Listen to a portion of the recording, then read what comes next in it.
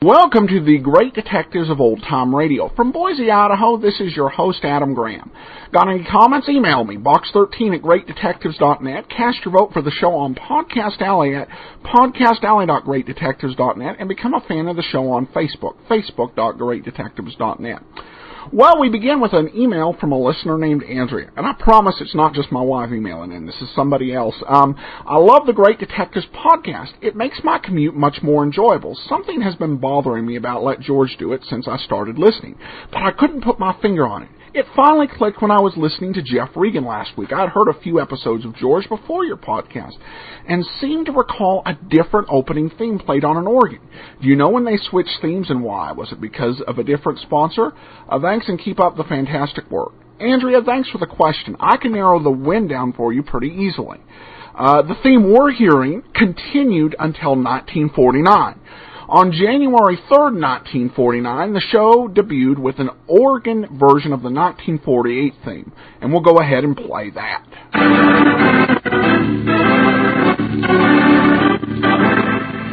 They kept that one around for 3 weeks, and then we got this theme on January 24th, 1949, and I'm betting that's the one you heard.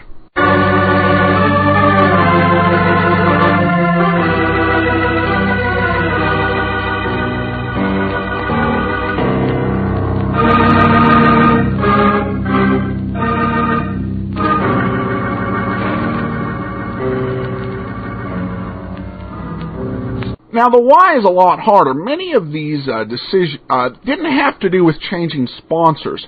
Many of these decisions are done, but rarely explained unless there's a book written on the series or a magazine article, and you talk to the people who made the decision. I don't even know why the fairly recent TV show Monk changed its theme song after the first year when the song actually won an award. So we're pretty much, let alone Let George Do It, where it's been really hard to find the people who created it. So we're kind of left to speculate.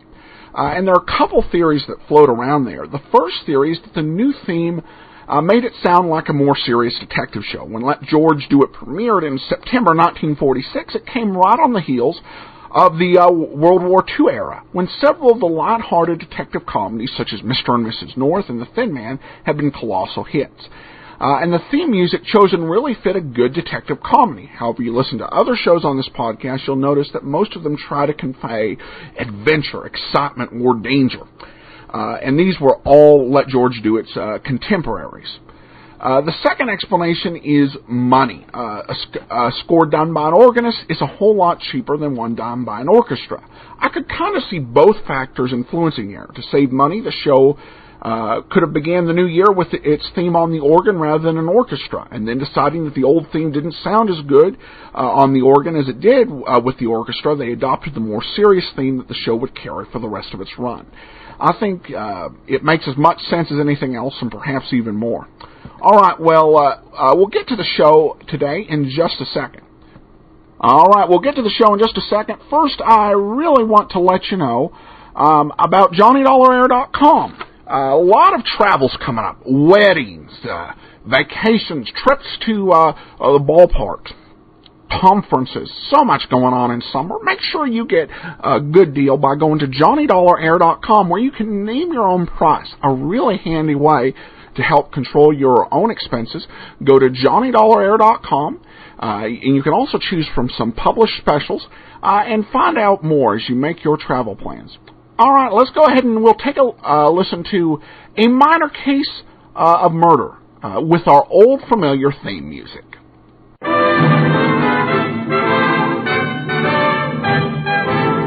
Standard of California, on behalf of independent Chevron gas stations and standard stations throughout the West, invites you to Let George Do It. A minor case of murder, another adventure of George Valentine. Personal notice, danger's my stock and trade. If you're on a spot nailed there tight, you need my kind of help, George Valentine. Write full details. Dear Mr. Valentine, Esquire, one of the members of our Bearcat Social Club suddenly finds himself in a very embarrassing predicament. With more exactitude, he is in the can for murder. Now, knowing this fellow Bearcat as we do, we are convinced that he is innocent. Therefore, we are hiring you to prove same. As a starter, there is $100 in it for you. If that isn't enough, there's more where that came from.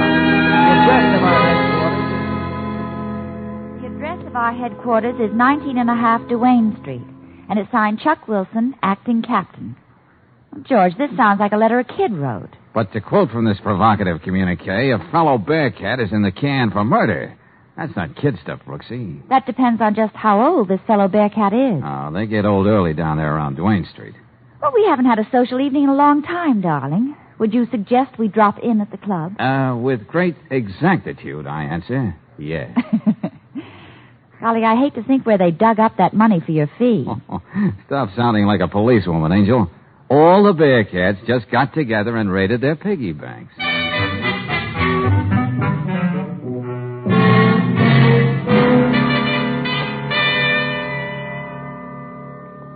Nice place you got around here, Chuck. It's just an empty store we fixed up. Yeah, but look at that furniture we got.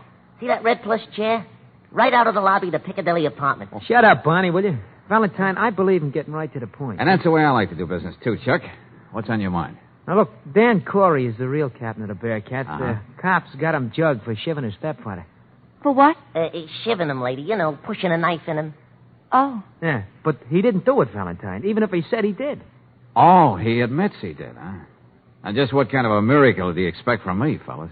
Just to believe what I'm saying and find out what really happened. Well, I'm here to listen. Well, the Bearcats have our own special rules, see, and we don't go back on them. Yeah, that's right. Let me read them to you, Valentine. Yeah, okay, Barney. The guy that goes looking for trouble unless it comes your way is going to get their tails kicked in. Well, there's nothing wrong with that rule. Try never to cop anything unless it's from an enemy gang. The fine for violating this rule is $1. Now, there might be some question about that rate. Well, get to the one we're talking about, will you, Barney? Oh, yeah, sure. Lead pipe, baseball bats, and other harmless things is okay. But don't carry dangerous weapons. You might be tempted to use them and give the club a bad name. Oh, yeah. Nothing like trying to stay out of trouble. Violate this rule and you get thrown right out. Yeah, now, Danny made that up himself, see? And he'd rather let you break his arm than break one of his own rules. Okay, Chuck, let's say I believe you. And Danny confessed to the police for reasons of his own. Yeah, that's right. Now, can you think of anyone in the neighborhood who'd want to kill Danny's stepfather? Just about everybody. His stepfather was nothing but a phony. Always pushing people around, even Danny's mother. Yeah, but did the babes go for him? Look, why don't you drop dead? Don't you see we got a lady present? Huh? Oh, don't let me cramp your style. What else about Corey? Well, he was in some kind of a racket with Leo Sudan, see? They worked out at a Swedes pool room on Malone Street. Uh-huh. Well, you going to take it on, Valentine? What would you say, Brooksy? Well, George, I'd say if so many of the other guys are so sure about Danny being innocent, they may have something there. Yeah, I was thinking something like that myself. Brooksy? Yeah? You drop in and see Danny's mother. She lives just down the block, number 33. And while you do that, Angel, I'll get down to the jail and have a talk with Danny.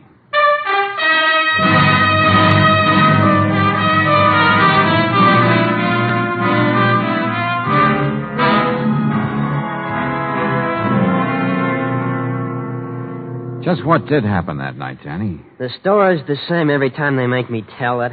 I came home that night from the club. The key was in the door, so I just walked in. Yeah? Well, the man who married my mother was leaving. He had his bags all packed. I knew right then he was throwing her over. So I know. But how is it the police didn't find the knife?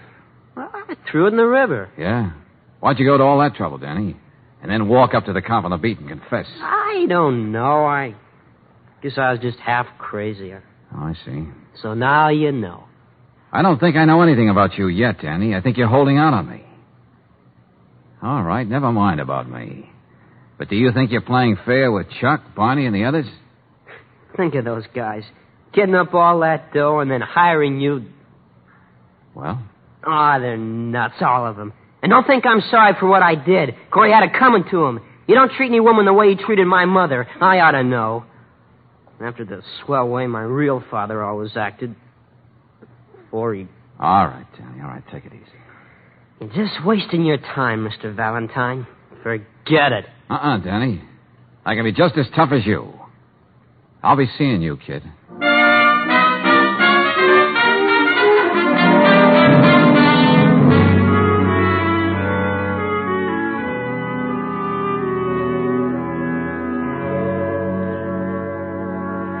Miss Brooks, I know Danny admitted he killed Phil. But if anybody's to blame, it's me. Oh, mothers have a habit of blaming themselves, Mrs. Corey. Yeah, but I knew how he worshipped his own father. And yet I married a man like Phil. A man who lived his days in a pool parlor. He wasn't the father I should have picked for my boy. But you had the right to make your own choice. Oh, Danny and his stepfather fought right from the beginning. There was no peace in the house. That's when Danny became an altogether different boy. Started that gang of his. Oh, I suppose I should have known something like this was going to happen. Why do you say that, Mrs. Corey? A few weeks after we were married, Phil was coming upstairs from that pool parlor. Danny was waiting for him. He pushed Phil down the stairs. I opened the door just in time to see him. All Danny did was look at me and walk out. Well, that's just going to make it look all the worse for Danny when he comes up for trial. Oh, I know. Everybody thinks he did it, but I can't believe it. Oh, I didn't know you had company, Mrs. Corey. Sorry. Oh, that's all right, Mrs. Ravel. Come in. This is Miss Brooks, a good friend. How do you do? Hello. Oh, I do hope you've been able to talk some sense into Mrs. Corey. She can't just sit around moping all day. Well, you've been very kind. Kind, my foot. I know what it means to feel you're all alone in the world.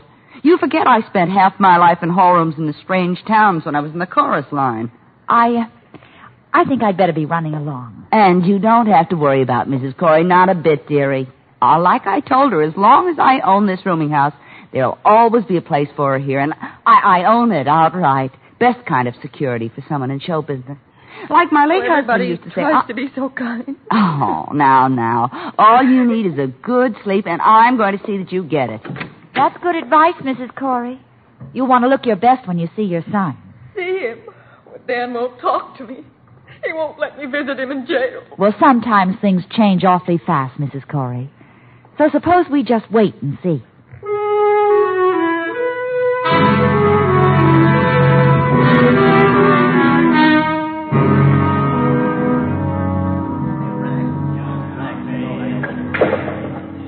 Dan? Yeah. Who are you? Let's go somewhere and talk. Don't you see I'm in the middle of a pool game? What you trying to do, jinx me? Hey, wait a minute. How'd you know my name? I never seen you before. Yeah, I'll be right with you. I asked you a question, friend. Now, what gives? I thought we might have a little talk about what happened to Phil. You know, your business partner. You a dick? No. But I'm not just the inquiring reporter either. Okay, whoever you are, scram. I got $5 on this game. What was the deal between you and Corey? The numbers, rackets, slot machines? What was it? I said beat it. Wouldn't you be at all curious if I told you maybe it wasn't Corey's kid who knifed him? Me? I ain't got a curious bone in my body. Okay. Have it your way, Sudan. But I think you can tell me a lot outside. I got one thing to tell you. This looks like the only way. Hold it. Get the pool cue down, Leo. Don't tell me what to do, sweet. Give me that cue. That's better. I try to run a respectable place. And talking about that, you better put the pool ball back on the table, too, Mac. Oh, this. Yeah. Glad you reminded me. Leo almost got it between his teeth. Swede, this guy's been asking me about Phil Corey. You don't say. Hey, look, be a nice fella, mister. Run along. Leo wants to finish his game. You and him got a beef. See him later. Somewhere else. Okay, you win. I know when I'm not wanted. But don't get me wrong, pal. Nothing against you personal. Just that I pride myself on running a nice, peaceable recreation parlor. You know, Swede, you're a man with ideals. I like that. But I got a few broken down ideals, too. What's that supposed to mean? I never get kicked out of the same place twice. I mean, and still leave it nice and peaceable.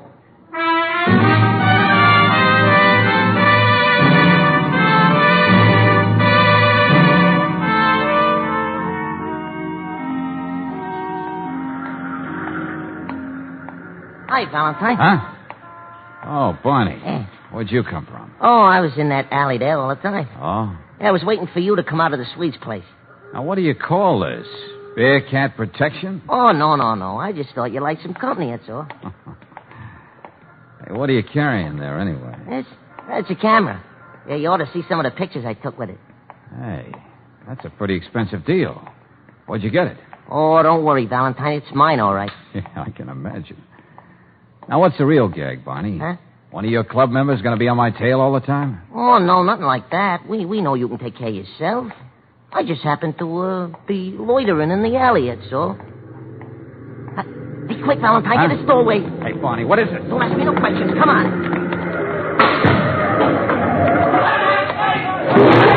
Hey, what the devil is this, Barney? Oh, you mean all that noise? Yeah, you're dragging me in this doorway. Boy, look at that car turn around. It's getting to work. I wish I could take a picture of it. Hey, what works, Barney? What's going on? Give. Well, Chuck figured you might be followed when you left the Swede, see? So the Bearcats were already on the roofs up and down the street. They must have seen that car was trailing you. How do you like that? But all that stuff out there on the street. Oh, the street cleaning department will clean that all up in the morning. Nothing but ash cans, bricks, cans of garbage, things like that. I suppose I should say thanks. We wasn't going to let anybody wake you over.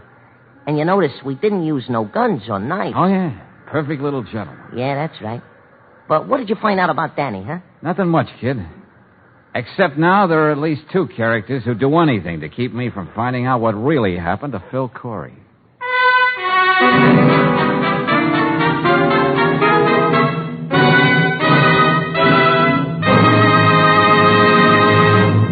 We'll return to tonight's adventure of George Valentine in just a moment. But first, a word to the wise motorist. If you have an oil filter on your car, remember it needs a little attention now and then. In fact, the filter element should be replaced every 6,000 miles. For after you've had that much service from your oil filter, you'll find the element is bulging with 2 or 3 pounds of dirt, most of it carbon and metal particles. And then it can no longer clean the engine oil. So to keep the engine oil in your car cleaner for longer periods, just make sure the oil filter element is replaced every 6,000 miles. It's another speedy service they're glad to do for you at standard stations and independent Chevron gas stations where they say and mean, we'll take better care of your car.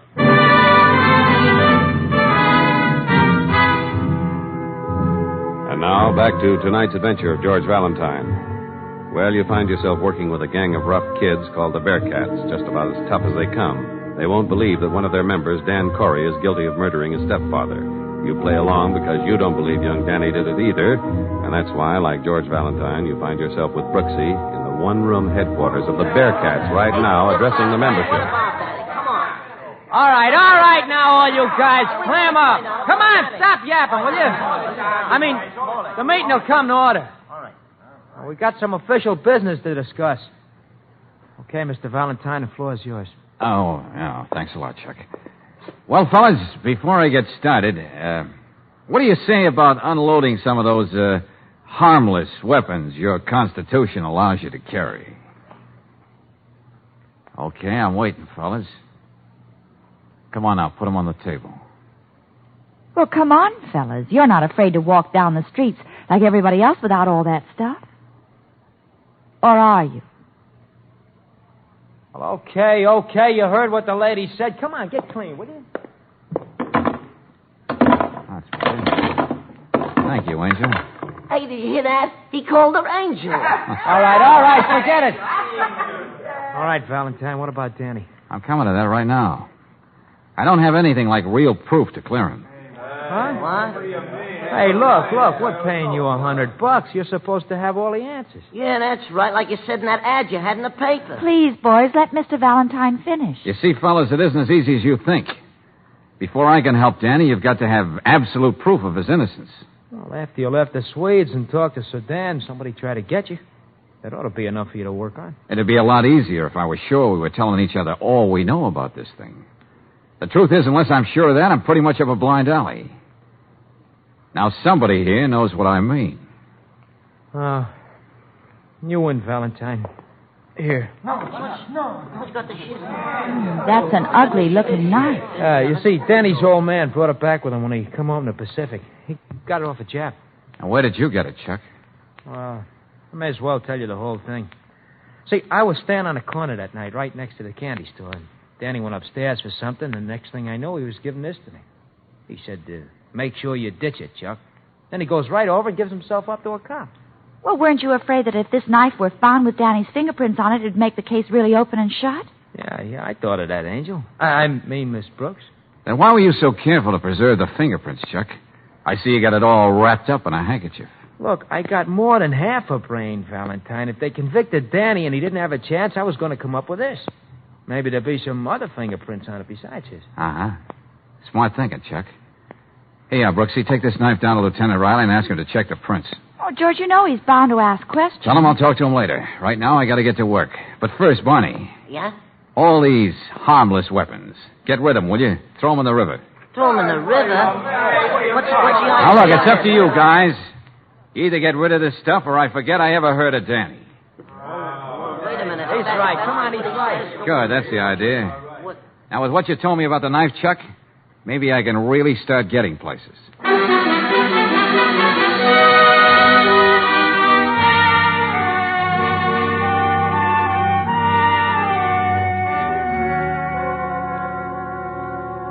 I told Chuck to get rid of that knife. What's he trying to do to me? Danny, wasn't that the knife your father brought back from the Pacific just for you? Oh, he brought back all kinds of other souvenirs, too. It was hanging over the mantelpiece in the front room. You were very proud of it, weren't you?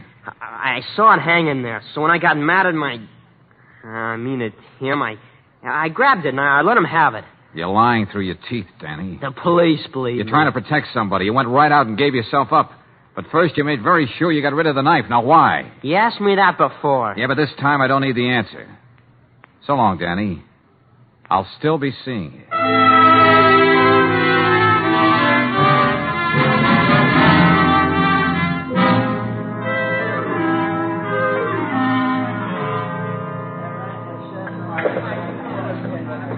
Swede, you and Sudan had me followed last night because you were afraid I might find out you were making book on the racism back of this joint. What are you talking about? I told you, Valentine, I run a peaceable pool parlor. Or on the other hand, I don't think you would have gone to all that trouble just for that. Maybe it was because the police didn't find just a railroad ticket, the key to his place, and things like that on Corey. They also found quite a wad of dough. The police never overlook anything, do they? Was he trying to get out of town with your cash, boys? Listen, Valentine, I never like to get one more tough, thing. but... Now, stop shoving me with that oversized bay window of yours. Speak your piece and get out. Okay. I found a murder weapon, the knife. Now, that ought to tell us who the murderer is. Don't say. Excuse me. I gotta get back to my pool game. You, my friend, you're getting out of here. Go on, you heard me? Go on out. Not before I give way to an impulse I've had since I first saw that big beer belly of yours.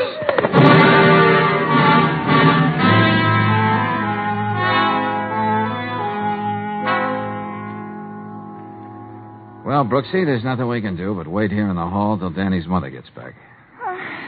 May as well sit here on the stairs and make ourselves comfortable. Uh-huh. You don't know the job I had persuading Lieutenant Riley to let me bring this knife back with me. Why'd you want it anyway, George? Oh, just a hunch, Angel. May come in handy. About Danny. When they arrested him, all they found was a key to the door and a couple of dollars in change. But those fingerprints, I don't see how... Hold it, Angel. Oh, hello, Mrs. Corey. Oh, Miss Brooks. This is Mr. Valentine. Remember, I was telling you about him. Oh, how do you do? How do you do? Mr. Valentine? Now, look, Mrs. Corey, there's no time to waste. Dan's trial begins tomorrow. Oh, I know. That's why I've been out walking, trying to think what to do next. Mrs. Corey, your son thinks you killed your husband. Are you sure, George? What are you saying, Mr. Valentine? When he came in that night, your husband was already dead on the floor. Dan saw the knife. He was sure you did it. Oh, no. He knew the police had reasoned that only two people could be inside here alone with Corey, you and he. So he took the blame. That's why it was so important to Dan to get rid of the knife. He didn't want any suspicion to point to his mother. But what am I going to do? I didn't kill Phil, and neither did Danny. Where were you that night, Mrs. Corey? A good, tight alibi would help. Oh, I don't know where I was. Just like today, I left the house and started walking. Didn't matter where. Phil told me he was going to leave me. I'd lost my son and my husband. I'll get it. Oh, sorry, Miss Corey. Seems I keep walking in when you have company. Oh, hello, Mrs. Ravel. Hello. George, this is Mrs. Corey's landlady. Oh, well, I'm glad somebody's with you. I wanted you to have this nice hot soup. Thank you. I didn't want to knock on the door and disturb you, but I didn't have my key. Now, just sit down and have some of this. Oh, Mrs. Ravel. Yes. I'd like to talk to you a minute. Could we go in the other room? Oh, I'll take that tray for Mrs. Corey. Talk to me about what, Mr. Valentine? Just a minute. Yes. Mrs. Ravel, I'm doing all I can to help Mrs. Corey and Danny. And I know you are, too. I've done my best. Well, maybe you can do me a favor. You know we found the murder weapon. Oh, you did? Well, I hope it means something. Something good. Yeah, I hope so, too. Now, here's what I'd like you to do. The knife is wrapped in a handkerchief. You'll find it in the desk of the store at 19.5 Duane Street, the Bearcat Social Club. What? I want you to go over there and get it and bring it back here. But why me, Mr. Valentine? Well, because I can't leave here, and neither can Miss Brooks. You see, we're expecting Lieutenant Riley of the police and a couple of other people. Now, if you'll do this little thing for me, you'll be saving me an awful lot of trouble. Oh, sure. But it'll take me a few minutes to make myself presentable. Well, take your time, Mrs. Ravel. The important thing is, what happens after you come back with that knife?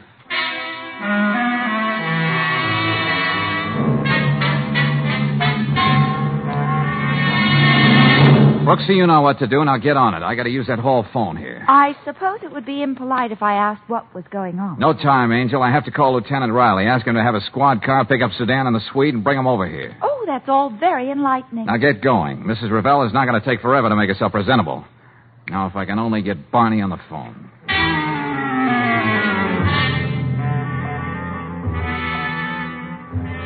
So be sure you got it straight, Barney. Remember, I'm depending on you. You're the only one who can do this thing for me. And get over here as soon as you can. So long.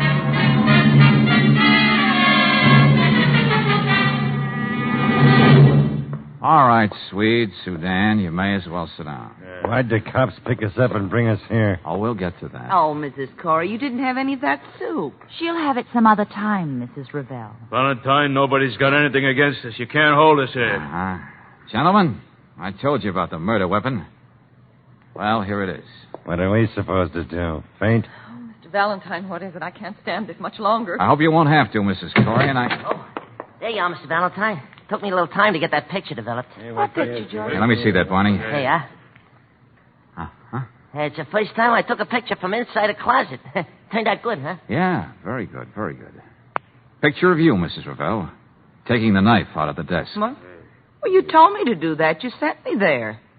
I didn't tell you to wipe off the fingerprints as you're doing here in this picture. And that's what she is doing, George. You were afraid your fingerprints would be found on the knife, weren't you, Mrs. Ravel? I never saw that knife before. Sorry, but that won't explain away what you were doing in this picture. Besides, the fingerprints were already taken off the handle down at headquarters. Mrs. Ravel, I can't believe that you'd... Don't be a fool. Imagine me calling you a fool. There wasn't a good-looking woman in the whole neighborhood Phil didn't try to make time with. I thought he was going to leave you for me. Then when he told me he was going away, alone, I killed him. And if you didn't, sister, we might have. Corey was taking it on the lam with our dough. But, George, Lieutenant Riley found only one set of fingerprints. Just Danny's, I know, yeah. He wiped off what he thought were his mother's fingerprints. Then my fingerprints weren't... No. You were quite safe, Mrs. Ravel. Although I suspected you, I had to have proof. And you supplied it.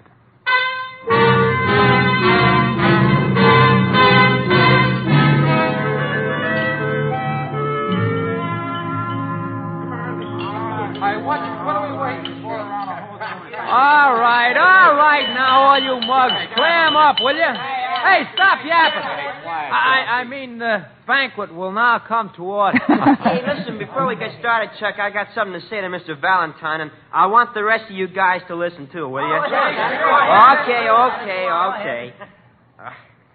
I already told you, Mr. Valentine, how feel after what you did for me. But there's something else.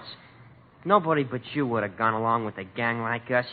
You believed everything Chuck told you. You trusted Barney and all of us. You stuck by us. I guess the Bearcats have been a little off the beam. But you can take my word for it. After this, we're going to straighten up and fly ride. We're going to start a baseball team and use those bats the way they were meant to be used. Well, Well, fellas, after that, I don't think there's anything to add, except, well, let's see. Sure. And don't worry about the food, Mr. Valentine. We paid for it with our own money. Sure. Oh, yeah, Mr. Valentine, how did you suspect that Mrs. Ravel anyway? Well, it was all a matter of keys, Barney. Whoever killed Corey had to be inside the apartment. Yeah? When Danny came upstairs that night, he found a key in the door. The police took it as evidence. Mrs. Corey had her key. Oh. Bill Corey's key was found on him, and you, Danny, they found your key on you and you were arrested. Now, the only person who didn't have a key, had to knock to get in, was, of all people, the landlady. The landlady? How do you like that? Order. Come on, everybody. Wait a minute. I got a motion, hey. What this club needs is an honorary captain. We already decided who it's going to be, huh, fellas? Sure we have. Oh, no. Now, wait a minute, fellas. You don't have to do that. After all, Sorry, Mr. Valentine. We was really thinking about Angel. I mean, Miss Brooks.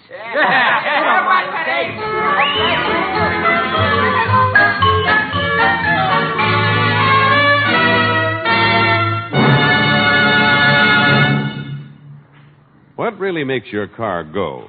The big three factors, of course, are ignition, air, and fuel. And that last one, fuel, is mighty important. Most any gasoline mixed with air and then ignited will furnish enough power to make your car go. But to get the most out of your car, try Chevron Supreme gasoline, the premium fuel that's tailored to each different climate and altitude zone. Chevron Supreme has special blending agents that make your car start with a snap. These blending agents also give your car speedy pickup in stop-and-go traffic and smooth, steady power on the open highway. Next time you start out, get peak performance from your car by using Chevron Supreme gasoline. It's available at every standard station and independent Chevron gas station where they say and mean, we'll take better care of your car.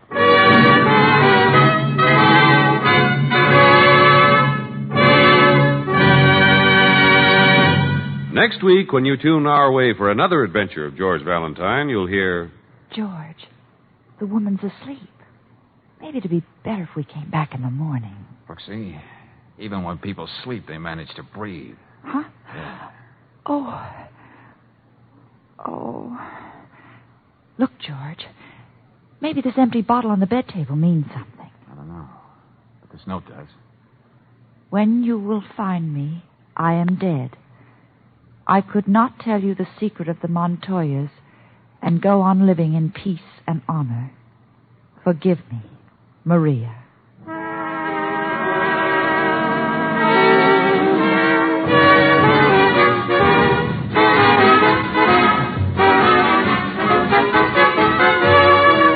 Tonight's adventure of George Valentine has been brought to you by Standard of California on behalf of independent Chevron gas stations and standard stations throughout the West. Let George Do It stars Robert Bailey as George with Frances Robinson as Claire. Tonight's story was written by David Victor and Herbert Little Jr. and directed by Don Clark.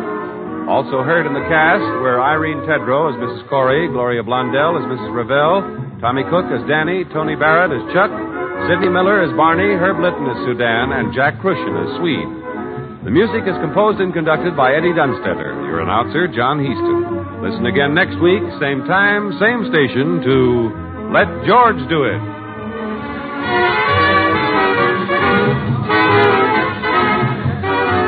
This is the Mutual Don Lee Broadcasting System. Welcome back. Apparently, I forgot to tell you this week is Wrongfully Accused Youth Week. Kind of interesting going with Monday's episode of Box 13. As always, a nice mix of drama and the detective story element. I did guess the murderer kind of early. I had a sense it was her from the first time she came on. But that might be because of listening to the 40 episodes of Let George Do It that I bought from Radio Archives.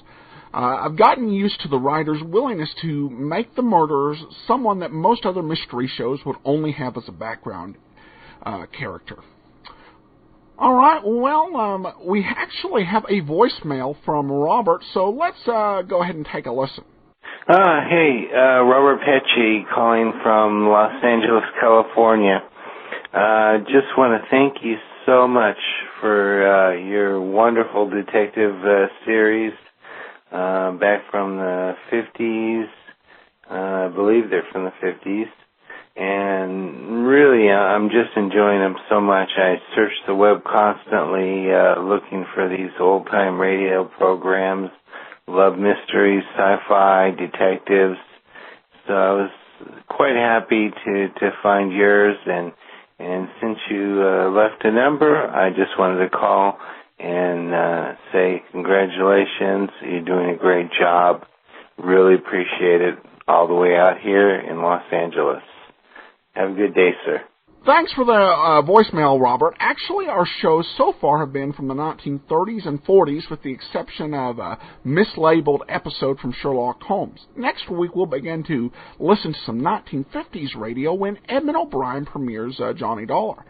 I found it interesting that you mentioned science fiction on old-time radio. That tends to be the genre that's hardest to find, particularly adult science fiction.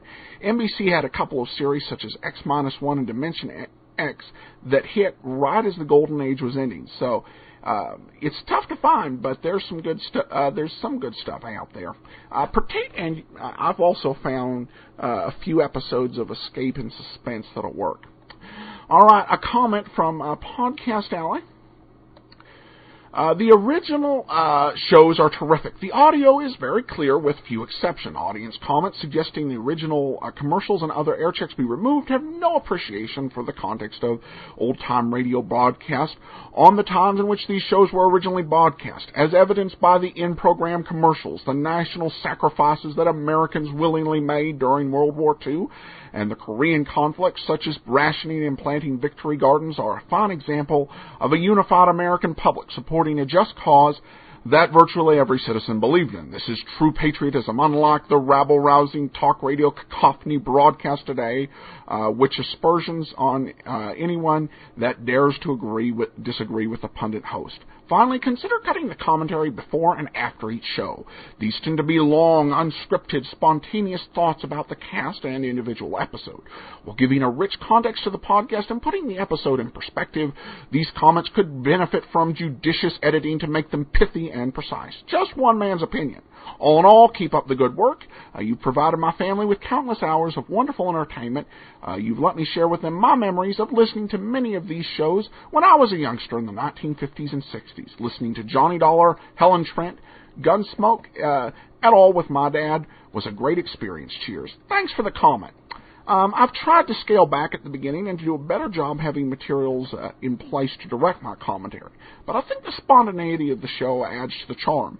Or so the other comments indicate. However, I've always got to be mindful to keep everything balanced. Thanks so much for your comments and for listening. All right, we'll wrap it up for today. We'll be back tomorrow with Sherlock Holmes. As always, we welcome your emails, box13@greatdetectives.net. Remember to cast your vote for the show on Podcast Alley at podcastalley.greatdetectives.net. And feel free to leave a voicemail at 208-991-GREAT-D. That's 208-991-4783.